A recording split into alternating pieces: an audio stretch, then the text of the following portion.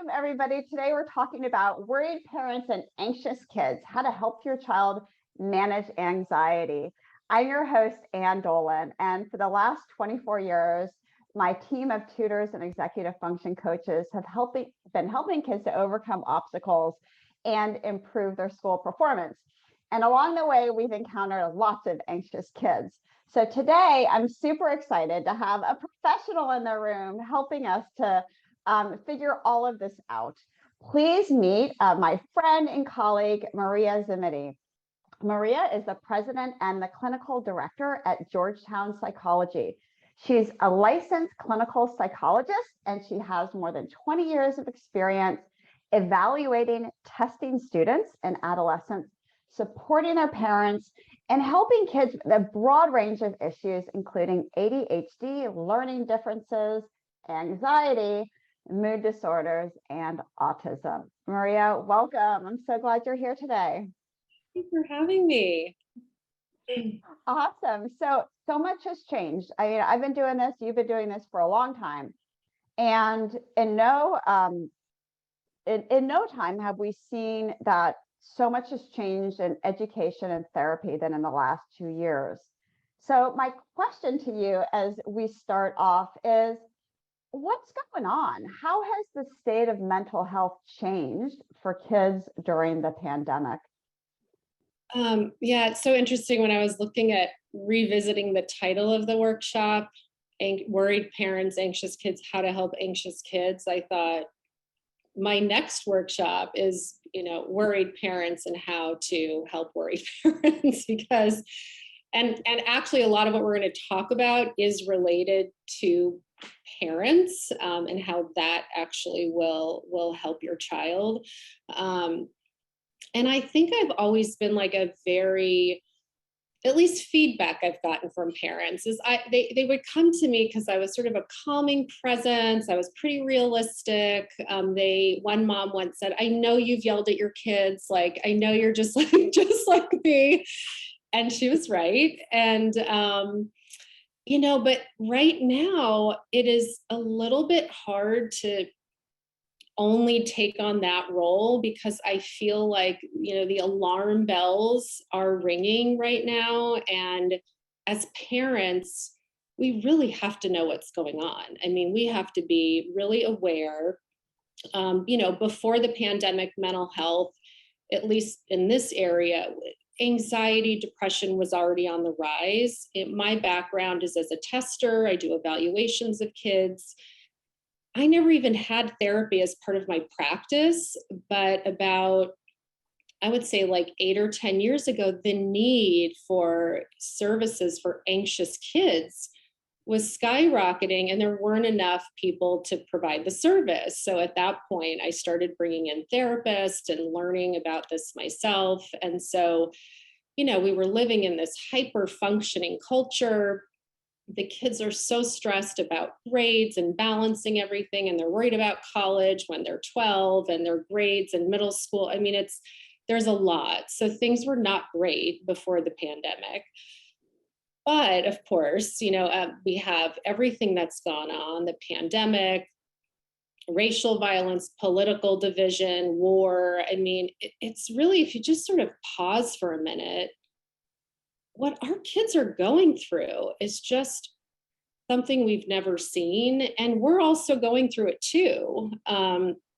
And so I think what I'd like to share is I'll start with some of the doom and gloom, and then we'll get to the more positive, like the things we can do. But I do feel like when I have an opportunity to tell parents of really what's going on, it opens the door for you all to be talking to your kids. Prevention is a big piece of how we can help our kids. So I just want to go over like a couple recent studies, and I am going to credit my friend and colleague, Dr. Kathy McCarthy. We did a panel recently, and she spent a lot of time getting these statistics. So I want to give her credit for doing that. I do want to present them because they're very recent. There was a big meta-analysis done with over 80,000 kids across countries. This was a global study. And they found that 1 out of 5 youth are experiencing clinically elevated anxiety, and 1 out of 4 adolescents are experiencing clinically elevated depression. Here's a very startling statistic, and it is what I was seeing in my practice at the start of the pandemic, and it was very concerning as a clinician. Compared to 2019, 5 to 12-year-olds saw 133.5% higher risk of presenting suicide-related concerns. This was I've been practicing, I have to update because I counted, it's like 25 years now, time flies. So I had never had parents of 10 and 11 and 12-year-olds calling very concerned about their kids, comments that kids were making about wanting to hurt themselves, wanting to die. I mean, these were really real things. And to see it kind of showing up in this study was just, it was really just complementing everything that we had been seeing. We also know suicide is one of the leading causes of deaths of adolescents. So, this is a time when we have to be very proactive, talking to our kids, finding ways, giving them space to open up. So there's that piece of it. But what I want to add is, while there's all this need for mental health is weighing on the system, because as many of you know, if you've ever, tried to get therapy for your kids or potentially even yourself, it's very hard to get a therapy appointment right now, especially if you're looking to bring your child in after school. This is why virtual telehealth has sort of opened up this whole new world of accessibility. But even with that, it's been really tough. So there's a lot of pressure, I think, right now on parents to be able to do what we can for our kids. Anyway, so that's kind of the doom and gloom, and I'm gonna sort of stop doing too much of that, but I really just want to set the stage. Right. Another study that I think is more the positive piece, and this is a recent NIH study that came out of the protective factors against anxiety and depression that lessened the impact of the pandemic. So now we actually have some data on what helps. And guess what one of the first things is? Parents. Parent response, parent coping, that had a major impact on kids. Structured daily routine, physical activity outside of school, the kids that were more active were doing better. Consistent sleep times and limited passive screen time. So those, just to give you a flavor, and I can point you in the direction of all of this, but those are the things we know helped kids. And so those are the things I think we want to focus on, which is why the parent piece is so important. That's super helpful, Maria. Thank you so much for that. And it's so reassuring to know that parents can make such a huge difference. So we've talked about the state of things for our kids now. Let's talk a little bit about ways that parents can tell if their child is really even suffering from anxiety. How do we know as parents, is it just like a glitch, or is this more pronounced? Well, I think it can be super obvious, and it can also be completely masked. Sometimes you really have to watch the kids that look like they have it all together. They're doing well in school, but there's a lot of distress inside, but they're really good at just internalizing it. But you certainly might see it come out in other ways. So some of the most obvious things, and I know you all have probably heard a lot of these, so I'll just kind of breeze through them, but there's the physical manifestations. There's the GI issues. Do you have kids with stomach aches and headaches? And then there's the sweating palms and the fast heart rate and the pressured breathing and all of these different things where the body is just sort of getting ready, to either fight or flee. Then we have the emotional piece, which is the worrying, the self-doubt, the criticism, irritability. Those are all things that we see. Then and this is something I see a lot with parents that are requesting evaluations for their kids. My child's really distracted. they're forgetful, they can't remember things, they seem confused. And a lot of people come in, with this idea that, their child may have ADHD, but the symptoms cut across lots of different things. And anxiety is always one of those things that we're needing to rule out. And then you see the social piece, like the loneliness, the withdrawal. Again, not all kids have this, but those are some of the signs. But I do want to say there's one thing, and this was very valuable to me with my kids, and remembering that, it's the fight or flight system. So some kids, and what we usually think about with anxiety is the flight part of this, the avoidance. Kids staying away, avoiding things that are uncomfortable, anxiety provoking. What we forget is there's this whole fight piece. And I had, my kids don't mind if I share some of their things. They've already told me it's okay. But one of my kids was just getting that fight mode, where they're like irritable and they're intense and they're, they can even be like aggressive and they get really rigid and they seem like they're having this tantrum, this behavioral outburst. But that is another manifestation of anxiety. That's the fight response. And so again, kids can manifest lots of behaviors, but we really have to try to figure out, like, what is this about? Like, peel the onion back, look beyond what's in front of you to try to figure out how to help them. Thank you for that, Maria. It's so helpful to really understand the symptoms. Let's talk a little bit about school. You mentioned that for some kids, the feeling of being distracted or having a hard time concentrating may look like ADHD when it may be anxiety.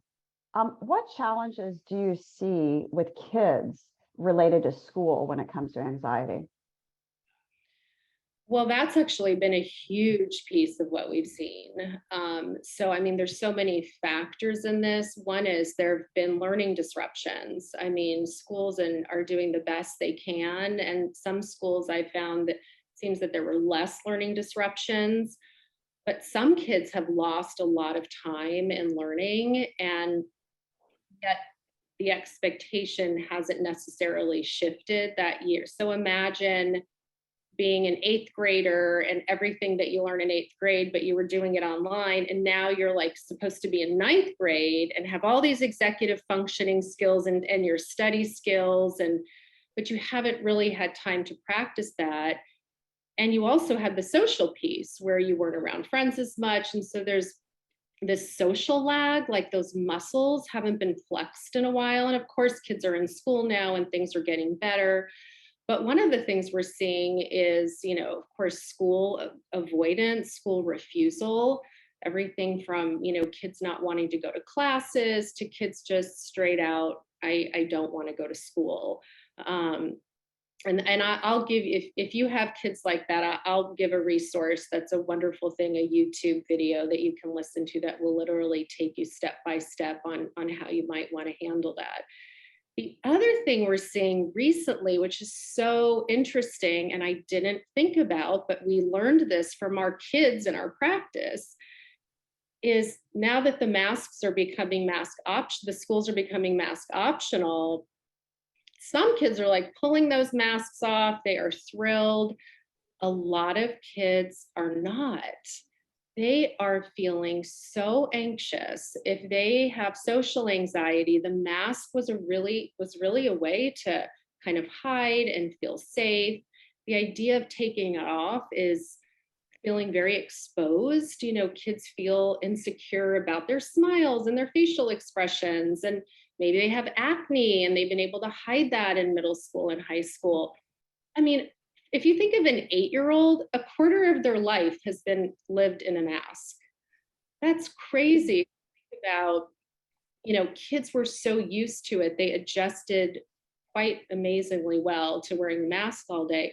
But these changes, and now what we're seeing, they're finally getting comfortable again, taking it off, some of them.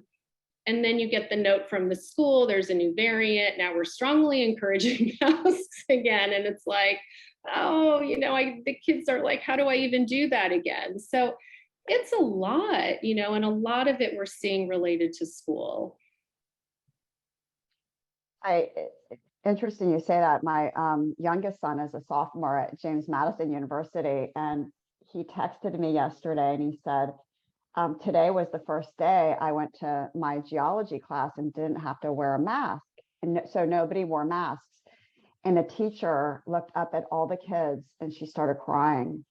And she said, I am so happy to see your faces. I've never seen you smile before. I'm so happy that we're all here together. And it just really struck me as, I always thought about the kids, the impact of the kids, but not really the professor or the teacher, and not having that, the back and forth that you would normally get as a teacher to read kids' emotions. And I wonder if that has something to do with it too. Yeah, and then I have a child who goes to school, where they never had a mask mandate. It was so interesting to see my kids in different schools. I have older kids and a younger one, but they all had different requirements. Like some had to wear a mask, some stayed virtual, and one was like, I don't know about you guys, but I'm going to school. I don't need, they don't need a vaccine, and she didn't need to wear a mask. And it was so different for her. It's really incredible to see how different the experience has been for kids, and watching parents manage all the different expectations that like each one of our kids. It's been really, it's not easy for us either. That's true. And speaking about studies, I ran across a study I found incredibly interesting. It just came out, looking at the levels of math anxiety and how high it is now, more than ever before. And that kids that used to be anxious about math were kind of the anomaly. And now, because of the pandemic, I think to your point where you're saying, like, last year you may have been in pre-algebra and now you're in algebra, but maybe you didn't get a lot of those skills because you were learning online with a large Zoom room group of 30 kids. And now you're sitting in your class and it's creating even more anxiety because you don't you don't have all these skills. I call these kids Swiss cheese kids because they've got these holes in their learning, kind of like Swiss cheese. And when you're sitting in class and you know some things and not others, that creates a lot of anxiety. But this particular study mentioned that kids with math anxiety do not study efficiently. So the best way to study for math is to do practice problems, to create a little practice test for yourself, even if it's 3 problems, and work through those problems and look back at the examples that you have to check, or to see if when you're stuck to look back. But kids with math anxiety are actually incredibly inefficient, and they are avoiders, like you mentioned, and all they'll do is gloss over. So they'll just read some of their notes and say that they studied, or they have no idea even what to do, so they avoid it. So I thought that was interesting how anxiety is affecting kids in different ways depending on the subject. Yeah, I mean, as a tester, one of the things we've struggled with is how do you assess a child? Well, we kind of know how to do this anyway, but one of the questions that came up was, can you diagnose a learning disability if kids have lost, a year to 2 years of like their typical academic instruction? And the answer is yes, but it has been, well, what norms do we use? Like, it's just been like this constant conversation about how to, because we don't want to say, well, it's just a learning gap because of the pandemic, and then not give them the supports, the extra supports that they would need. But math anxiety has been sort of the one academic anxiety that's been studied the most because so many kids have it. But what they found is one-to-one, if you look at some of the studies, one-to-one tutoring with the intention of improving math skills reduced math anxiety. So, what does that tell? Well, one, you get the practice of the actual skills, but we also know that when kids get practice with something, they get exposure to something that they feel anxious and afraid of, they do better, right? The practice lessens the anxiety, when they have less anxiety, it sort of opens the door to them feeling confident. I mean, I've seen kids with oh, debilitating math anxiety. They go in, they blank, they can't do it, and they may want accommodations or something like that with testing. And, accommodations aren't going to, yes, in the moment they may help, right? Although for some kids, they're not helpful at all. They just have more time to stress over the math problems. What we want to do is teach them, give them the skills, because it's just an opportunity for them to learn how to deal with their anxiety instead of getting accommodated for it. Although accommodations are important for some anxious kids, and I request them, so I don't want to minimize that. But tutoring is actually it helps to build that like growth mindset. I personally love to do a little like refreshing of math tutoring as when my kids were young, because it just felt like if I can just pre-teach a little bit, then they'll feel more confident going in and not so lost, because we're not like a super math science family. So I think using that time, I think it is important, especially for math. Yeah. Mm-hmm. Yeah, and this is an old study, but within tutoring, this particular study showed that although remediation itself is helpful, you get the best bang for the time by working on skills, practicing what they're doing, shoring up any gaps in their learning, but then also, to your point, previewing what they're going to see next. Because kids then go to school, they go into class, or they go to school in the fall feeling super confident about their skills. And that's another way they can overcome their anxiety when it comes to math. So Maria, let's shift gears a little bit. Let's talk about what parents can do to help, because you mentioned at the beginning, parents are a huge part of this equation. Can you tell us a little bit about little things that parents can do to help ease anxiety? So, when I think about what's helpful, I do try to stay within that framework of, the only person we can change is ourselves. We cannot change our partners. We can't change our families. We cannot change our kids will exert control if we try to change them. But what we do ourselves can have a really big impact. I mean, it's really normal when our kids are distressed to want to jump in and help them and calm them down. I mean, we do it from the time they're a baby. That's what we're supposed to do. That's what makes us a good parent, and then, but we can kind of get entangled in this rescue response. And what ends up happening is we start accommodating all of this anxiety. And we know that the more parents accommodate, the worse the anxiety is in the kids. So we really focus when we talk about what parents can do. We really do focus a lot on accommodation. And what that is really, it's what are you doing that where you're changing your behavior to help your child feel less anxious.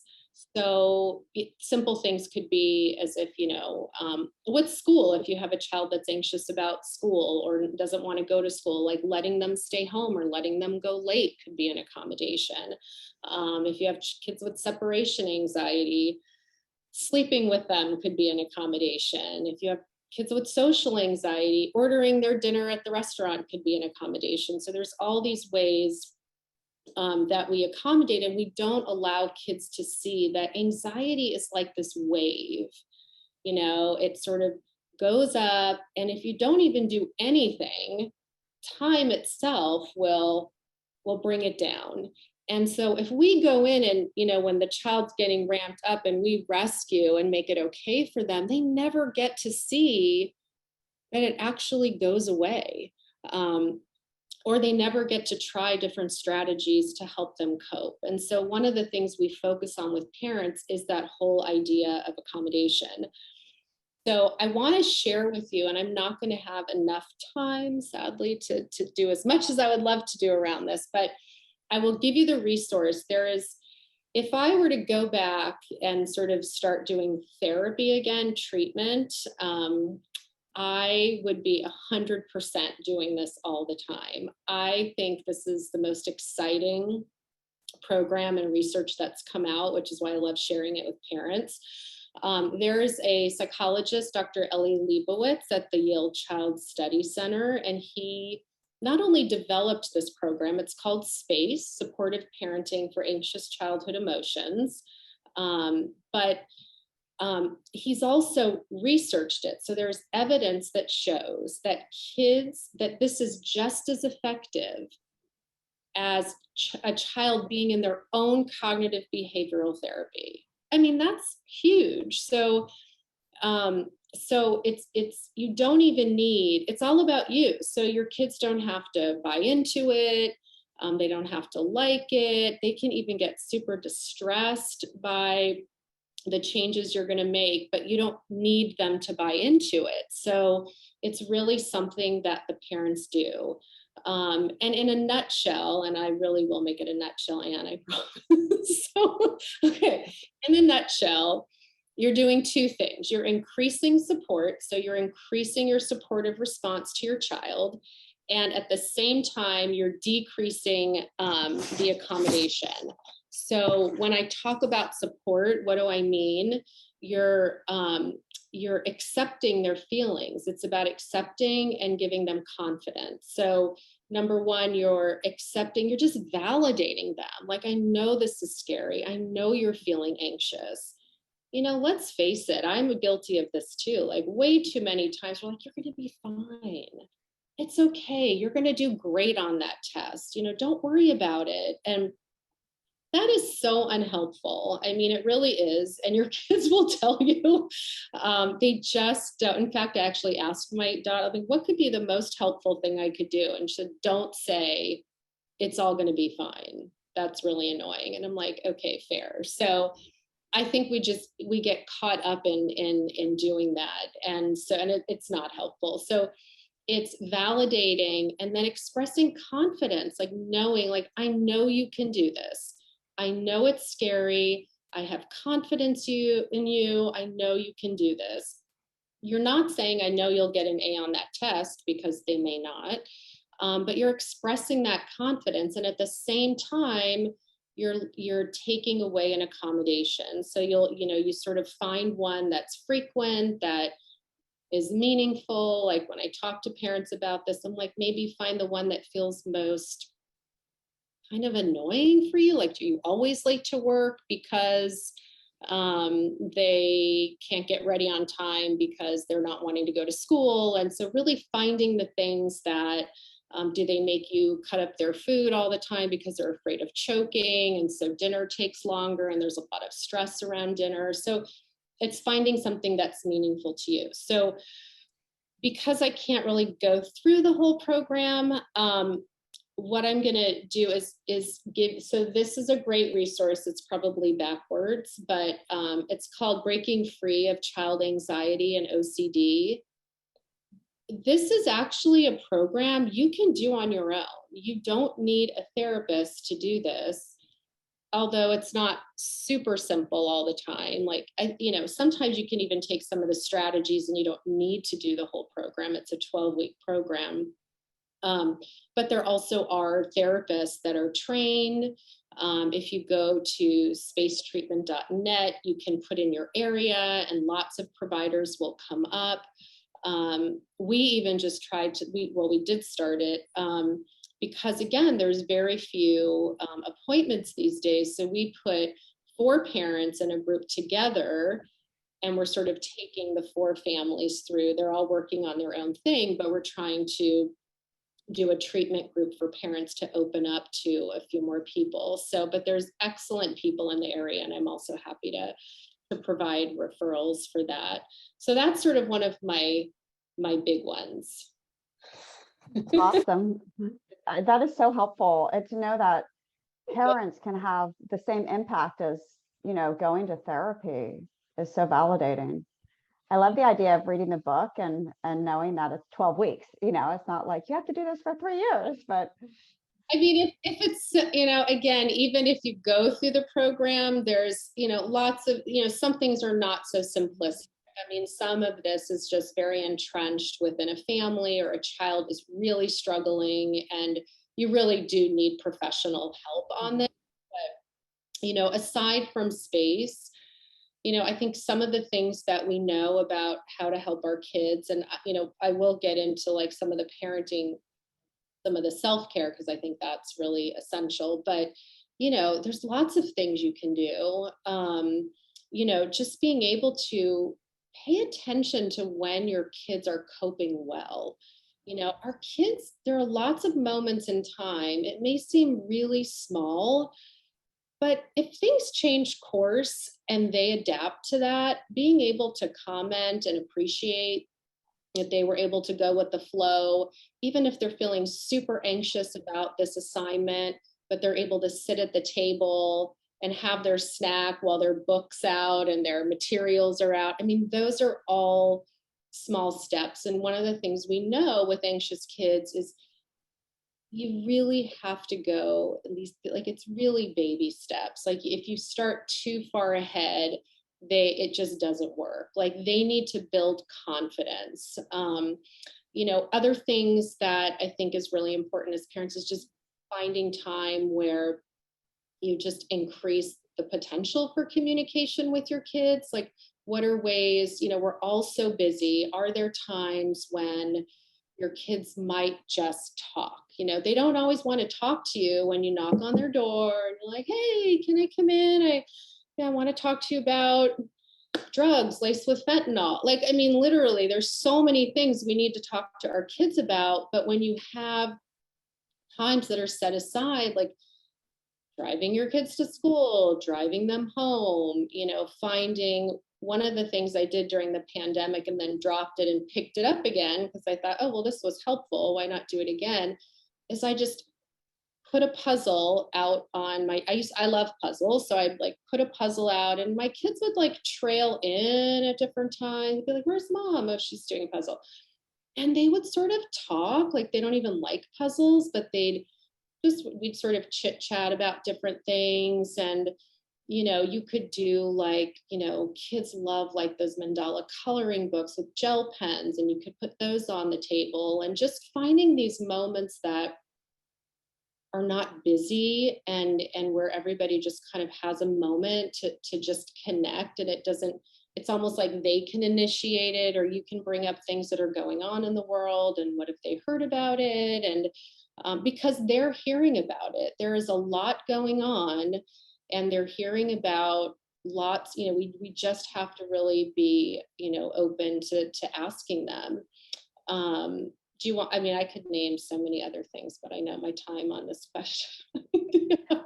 I love that idea, Maria, just setting aside non-busy time, the puzzle idea and coloring books and just having something out that kids can always go to.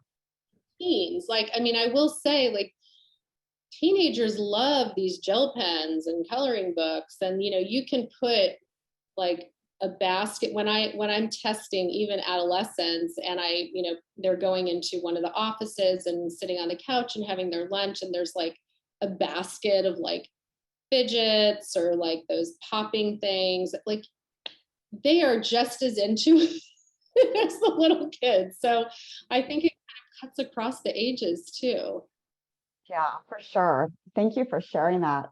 So let's wrap up and then we'll go to Q&A. So parents, if you have a question, feel free to pop it in the chat right now. We'll answer it in just a moment. So I'm wondering if we can talk a little bit about academic support. It seems that kids are so anxious these days over academics. Can you talk a little bit about how we can better support students? Yeah, I mean, I think the first thing is really you have to figure out why are they feeling so anxious. I mean, there's, as I mentioned before, there's so many reasons why kids might feel anxious about something related to academics. And so I think that's really the starting point, is being able to figure that out. And as a tester, like that's kind of the foundation of what I do. Is kids are presenting with all kinds of academic challenges, but sometimes they're just not learning related. Like they can be emotion related, they can be anxiety related. So, you know, in addition to, you know, if it is around anxiety, then I think that's when kids need to really connect with a therapist and be able to really work on these skills. And parents can't do everything. I mean, we can do some of this, but we certainly, can't do everything for every child. I mean, they may really need some professional support. But I really do think like that one-on-one academic instruction, especially as we're coming up over the summer, if kids are really having some kind of I love the Swiss cheese analogy. I mean, I think the summer is a great time. I also think it's a time to build on the things that they feel good about. So, you can weave, like, if kids like writing and they're more of sort of a language arts kid, like maybe they could take a fun summer group that does creative writing. Or once my daughter did like a fun book club, and they had kids who were reading the same books, and they did a cool book club together. And so, the group process is nice, even if it's virtual, because it also, again, it's just like a little bit more of the social piece. It's meeting new kids, having to talk in front of new people.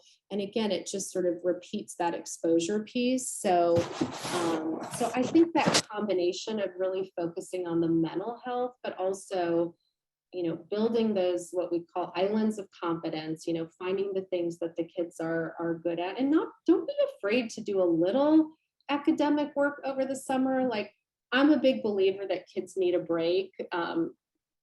I tend to lean probably a little bit more to that, like, should always have a break. And, why do you get homework over the, Thanksgiving break? But I do think right now that really being attuned to what kids are needing, and while I think a good portion of their summer, they just may need to have fun and be with friends or find opportunities to connect with other kids. I do think that, like, pairing that with some academic support can be helpful. Great, Yeah. Maria. Thank you so much.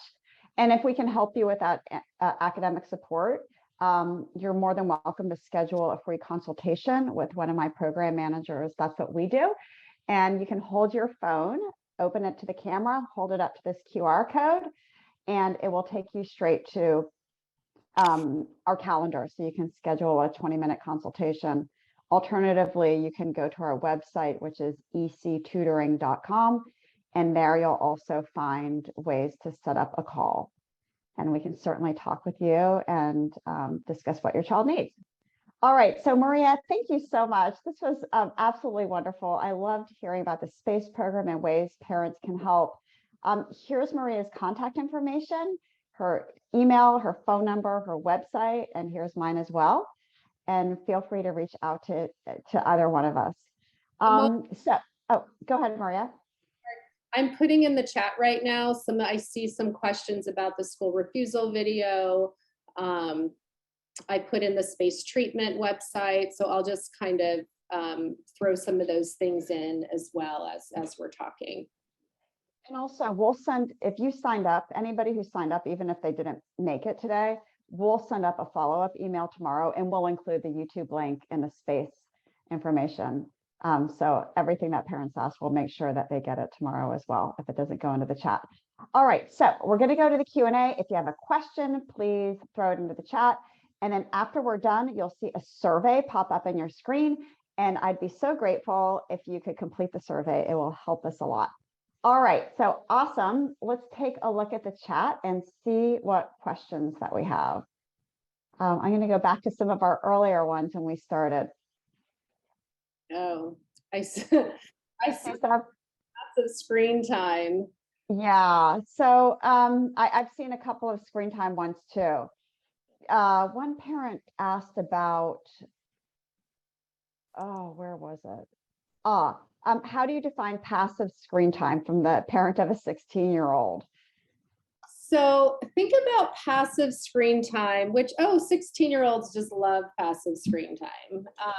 It is that, think about it, it's not super creative. It doesn't require a lot of thinking. It's real. And in a way, it's how they relax in a lot of ways. So I don't want to say that, it's not that kids shouldn't have this, like they need some of that time, but you're talking about like watching YouTube videos, sitting on Netflix, like doing the scrolling through social media, but not really interacting with social media. So that's more passive screen time, where active screen time is more doing things related to learning or creativity. It could even be posting to social media, engaging on a social media site, chatting with friends. And, when I think back to some of the webinars we all did and the panels we had early in the pandemic, I sort of go, oh, who knew we'd be in this for so long? And I remember saying,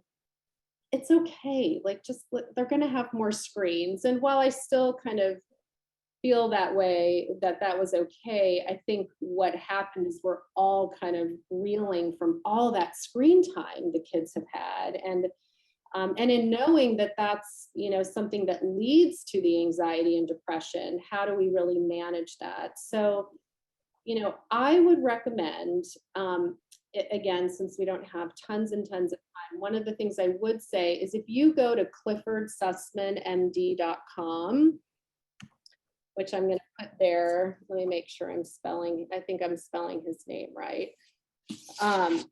So he really talks about, what I love about his website, at least the last time I was on there, is he has videos like that are kind of cartoon characters. And he's a psychiatrist locally. And he really talks about this whole idea of the high dopamine activities and the low dopamine activities. And essentially it makes so much sense, and you can talk with your kids in this way. And his whole treatment process is just alternating. So if you've had this much high dopamine, like video gaming, where you need more and more releases to get the same effect, you pair that with something that is more low dopamine, where you sort of have to wait for that dopamine hit. And that would be things like baking or reading or, those kinds of activities. So it's a great resource. I love Cliff Sussman. He did a webinar with us in the height of the pandemic, and we had a huge turnout for good reason. He's really wonderful. All right, so let's take a look at, we had another question about how do you get a student to know when they need help? Oh. How do you get a student to know when they need help? Well, I guess it's twofold. Okay, so we're talking, a lot of students know, but I think as a parent, I think noticing that something is not coming as easily to them. So it sort of reminds me of when parents say, what am I going to say to my child about you testing them? Like, I don't want them to feel badly. I don't want them to think there's something wrong. And I always talk to parents about, well, what's not going well for them? Like, what can they attach to that's challenging? They may not be asking to get tested, although more and more kids are asking for testing. But, really being able to key in so that, I always say the whole goal is to make school easier for them. I don't know, it seems to work really well. Kids like that idea.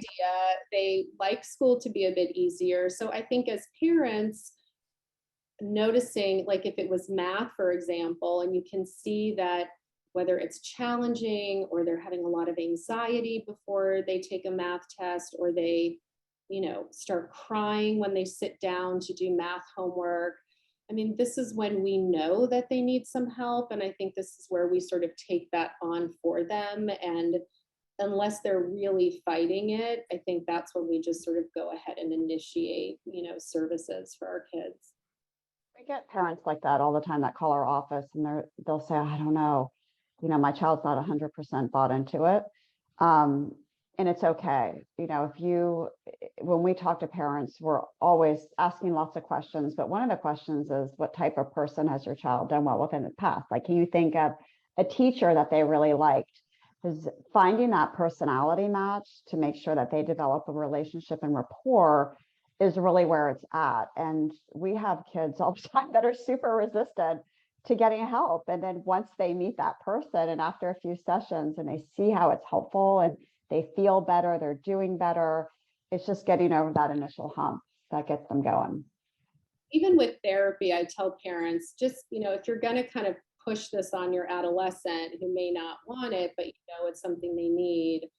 I just, I suggest to parents, sort of having an agreement with their child that they'll try it 5 times and then we'll reassess whether this is something, because honestly, having done therapy with adolescents for years, if they're not into it, it is so hard. It's hard on them. It's like hard on the therapist. It's expensive. And sometimes you don't want to keep kids in something they don't want, or you kind of make it this negative thing, and they may do better with it in 6 months, or, so then it becomes working with parents. But I do think having them try something, because then once they feel connected and they see that it's useful, oftentimes they usually just want to keep coming. Yeah. Maria, a parent asked, how do you get a teacher to recognize and accommodate a child's anxiety?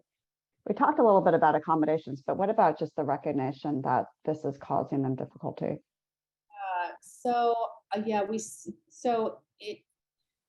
When you bring up if you're using the word accommodation, it kind of like triggers this, I think in teachers, it triggers sort of this formal process that needs to happen. So in general, kids don't get accommodated formally without something that they can go to, some kind of documentation. And often that is in the form of very comprehensive assessments. Now, some schools will allow like a doctor's note or maybe a therapist's note. But I think it can be hard without documentation for kids to do much, for teachers to do a lot of accommodating. And again, we want teachers to accommodate when it's helpful, right? So what would be a helpful accommodation? If a child's feeling anxious, giving them sort of a pass to walk out of the room and then come back to the exam might be a really helpful accommodation. Allowing them to take the test tomorrow because they're so stressed about it is not like a great accommodation. So I think this is where it's really helpful to really figure out like what would be helpful and what would be kind of, again, giving in to that anxiety and potentially, just having it stick around. So I think teachers in elementary school, in my experience, sometimes you can get them to do a little bit of that because they have one teacher and you can talk with them and you can volunteer and you can bring, I don't know, I always used to, when I had accommodations I needed, I was like the super parent that is like, what do you need? Do you need me to Xerox things for you? I'll help in the classroom. But when you get into that middle school, high school, and you have multiple teachers, it can be very difficult without something documented. So I might just ask them outright if that's what it requires for them. And then maybe to consult with someone about like what are some helpful accommodations and what might just be prolonging the agony for some of these anxious kids in school. Thank you, Maria. Susan asked, is gaming with friends over Discord considered active screen time? The friends have conversations and are working together to achieve gaming results. So again, I'm not sort of the expert on screen time, but what I will say, I've changed my tune a lot about, first of all, I think gaming is fun. I think it's all how much time kids are spending on it. So the reason I changed my tune a lot on some of this is because for some kids, this is truly their social outlet. This is their connection to each other.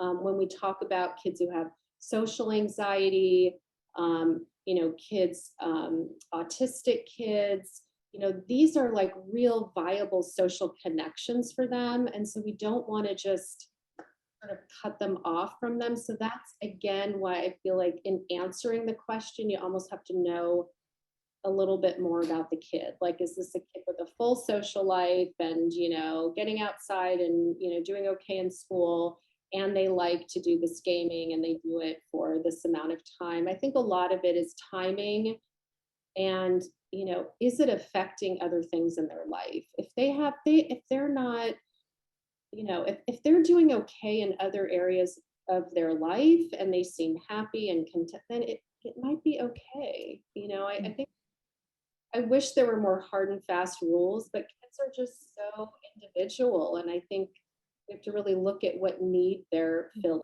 Um, yeah. Maria, you mentioned self-care a little bit earlier, and you just touched on it briefly, but the parent specifically asked, she said, because parents have been so burnt out with the pandemic, toxic patterns have developed at home that have increased everybody's anxiety. How do you help the whole family dynamic? Yeah. Well, I mean, honestly, I think it does really come down to this. So I have parents think about like when they were growing up, like when things were stressful at home, what did that feel like for you as a kid? And then what was it like when things were feeling calm and good? And we want to try to move as much, as we can away from, I mean, of course, we're all going to have these stressful moments, but I think, it really comes down to us. We're so actively trying to parent and do like the verb of parenting, but we forget about, parent as the noun. Like we're a person. Like I'm not just a parent, I'm not just parenting, but I'm a person. And what do I love to do? Like, how do I fill my bucket? Like, what's important to me? If we can get really clear and start doing the things that make us happy, it has such an effect. I mean, I am a big proponent, and I will actually, I've never even told Bill Stixrud this personally, but he talked about transcendental meditation so many times throughout my career. And I was like, oh, one day I'm going to do that. Oh, I'm going to do that one day. I finally did it. I was turning 50. I'm like, okay, this is the year. And honestly, that was probably the most impactful thing that ever happened to my entire family in terms of just kind of like family stuff and family functioning and calmness. And I mean, I'm Italian, like I have lots of feeling, I mean, we stuff comes up, but it's like, if you can find what keeps you calm and centered and give that to your kids. I'm still hoping my kids will get trained in some of this, but I teach them about mindfulness and ways that they can integrate that. And we do like self-care Sundays at my house. I mean, it sounds kind of silly, but it's like, it's not even all the same things. It's like, what do you need? What do you need? Here's what I need. And we just really focus energy on, this is a really nice way to start Mondays, is to have that time to ease into the week. And so, it starts with us. But at the same time, I get it. We're going through, everything our kids are going through, and it's just really not easy all the time, which is why we really have to focus on ourselves. Thanks for that, Maria. It was on your recommendation. I don't know if I ever told you this a number of years ago when you talked about TM, and I always see how calm you are. I'm like, oh, I got to get some of that TM. So my husband and I went and got trained, and it's been amazing. So I'm glad that you brought that up. It is a game changer. And it's interesting because in the community, I've talked to lots of people that also are trained. And a number of them said, my parents gave me this gift when I was a teenager, and they're like 50 now. It's been around for a long time, but I've often thought if the student or the child's interested, that might be a great thing for kids. Well, so it's interesting. So I think, so one of my kids got into like a little bit of trouble once at school, and she's much older now, but it would have been really easy to like find a consequence for her, but she was sort of getting enough of those on her own.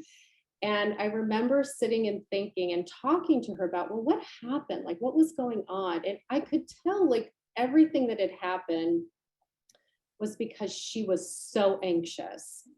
And so it was really kind of started with anxiety. And I said to her, listen, you're getting enough real life consequences. What I'm going to do is I'm going to give you the gift of learning TM, because if what started this is all this anxiety, and she's wanted to go to therapy, you know, then this is something that, so that was actually like my punishment, was really, you know, my gift was to find a way to cope with all of that. So anyway, so these are, you know, these are things that we can do and give to our kids. But if they don't want to do it, you know, it's okay. You open the door to it.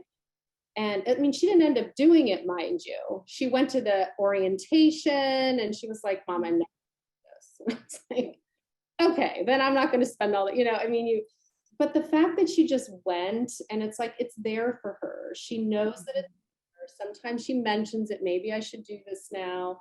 So you're just opening the doors to ways they can take care of themselves too. Thank you, Maria.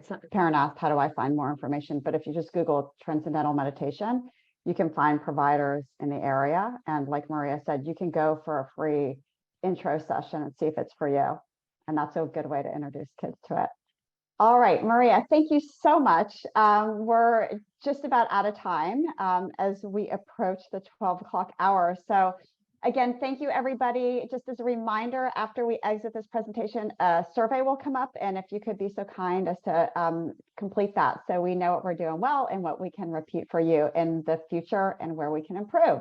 Maria, thank you so much for being my guest today. I love talking to you. This is so helpful. I took tons of notes. Thank you. So much. All right. Thanks, everyone. Bye. Take care, everybody. Have a great day.